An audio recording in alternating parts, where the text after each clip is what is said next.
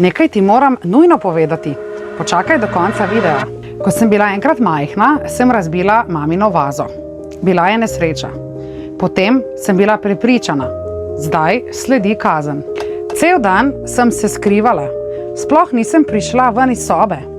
Bala sem se, kaj se bo zgodilo, ko bo prišla mama domov in me bo kregala.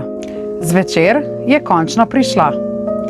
Sedla je k meni na posteljo in me samo objela. Ničesar ni rekla o vazi. Cel dan sem se obremenjevala in se bala, kaj se bo zgodilo, čeprav se potem sploh nič ni zgodilo. In večkrat tako doživljamo tudi odnos z Bogom, da bomo naredili nekaj narobe in bo sledila huda kazen.